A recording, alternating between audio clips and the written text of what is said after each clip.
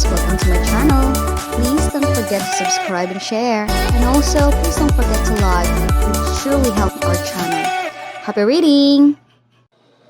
Hello everyone, this is chapter 5 of Heroine's Revenge. Let's start reading. Where are we going, host?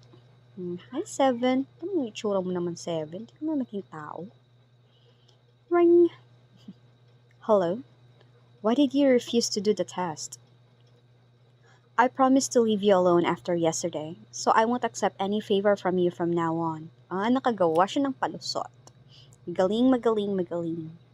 Whatever. Are you really going to give up on Busian? Tatanong si Ano. Of course not. Seven, please check Busian's location for me. He's having dinner with Mu Yo-yo, the eldest daughter of the Mu family, which is also one of the 4 powerful families in the restaurant of Four Seasons Hotel.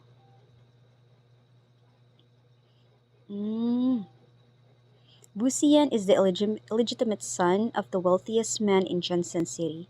He had gone through some rough times when he was alone as a teenager, and Mu Yo-yo helped him back then. So parang nagbabayad utang si Mr. Bu. Their families intended for them to get married. Therefore, Mu Yo-yo is his future fiancé. Except that it hasn't been publicized yet. Hindi pa ina-announce, pero haka-haka pa lang na magiging engaged sila. Hindi pa naman formal. They're not engaged yet, so she's not really his fiancé. Please be discreet about those things, Seven. Diba sabi ni? What do you think she is to him, then? An acquaintance. Oo nga, di naman sila publicized na engaged, so acquaintance lang sila. Witty ka talaga, girl. Four Seasons Hotel. Aba, talagang pinuntahan niya. Ang pretty naman ni ate girl mo. Tingnan nyo yan, te. Ganda. May pakita pusod pa. Di ka ba mahubaran yan?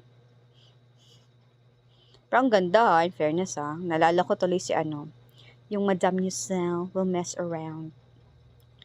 They're over there. Mu Yu. Siya si Mu Yu. Ay, ate girl, mas maganda ka sa kanya. Don't worry. You're prettier than her. Hi. What are you doing here? Kala ko ba di ka nakokontak sa kanya? I'm here to give you this. Why? Why did she give me money? Diba? Nagulat din siya, ba't siya binigyan ng pera? Ako din, ba't mo binigyan? Mas mayaman pa yan sa'yo. I told you I would support you. And I'm a woman of my word. These are just for your food. That's generous of you. Diba? Sinakyan niya din.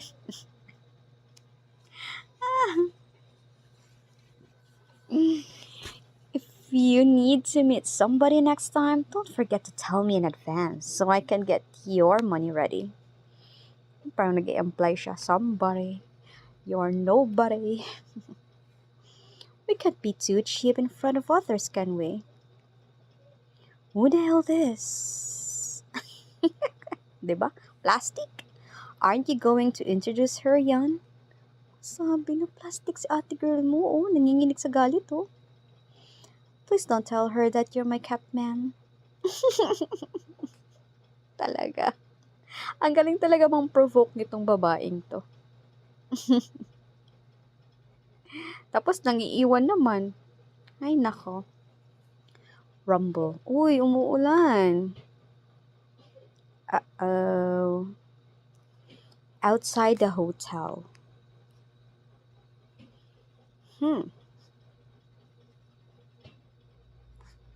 What will happen next? Why are you standing in the rain? Yeah, why are you standing in the rain? Pero sumunod siya. You followed.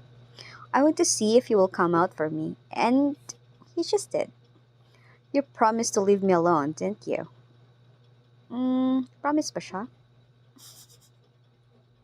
Well, promises are meant to be broken. I did leave you alone, but you came to me, so it's your own doing. Oh, Eh! Iniwan nga niya sa table. Tapos sumunod naman sa kanya sa labas. Galing. Pakawiti mo yan, Chuyan, ha? There is still toxin in your body, and your wound may get infected. Please don't act so capriciously. Let me take you to the hospital. Oo, parang umaano yung dugo niya sa likod. Oh my gosh. May blood stain. Open. Yan, is she going to ride along with us? What are you doing there, girl? Bakit nakaupo ka na dyan? Nauna ka na? Oh, wow. Nauna pa siya. No. Huh? No, hindi siya sasabay? Kala ko ba ihatid mo siya sa ospital? You can take another car. Huh? Sa kabila siya. Oh! Siya yung ibang pagsasabay. Drive away. I can't believe that woman stole the man I love. Wait for it. I will make her suffer. Uh-oh. I smell danger. Pero hindi ako makamove on. Siya ang pinalabas. Sino pa yung nakaupo na? Siya pa yung pinalabas.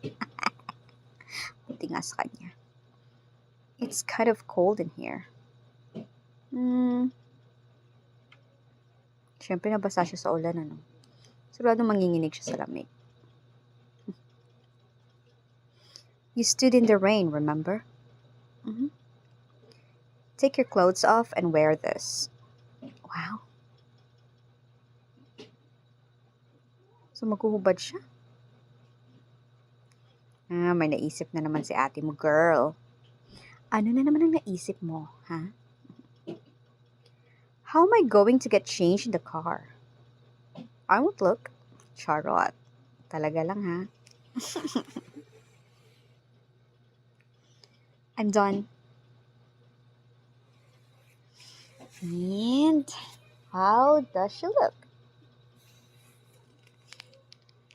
Oh, wow. So pretty lady. O, diba? Ang ganda. May pa-cleavage pa ang ate mo.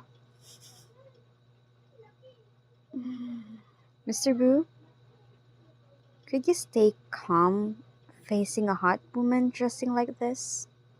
How could you stay calm pala? Oo nga, aren't you interested in women? I'm not interested in married women. You never know. You may have to take that back someday. Mr. Boo, you seem tense. Ikaw pinaglalaroan mo si Mr. Boo, ha? If you do that again, I'll kick you out of the car.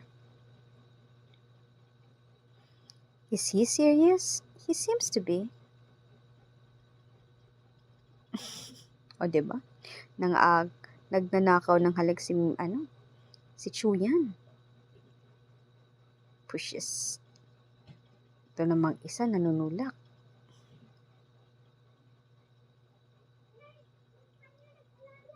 You're not a real man if you still try to push me away at such a moment. Anong pro-provoke din to? Oo nga naman. Palay na yung lumalapit eh. Ay nako, so that's the end of this chapter. We'll see what will happen on the next coming one. So please don't forget to like and subscribe. Bye! Thank you for reading with me, everyone.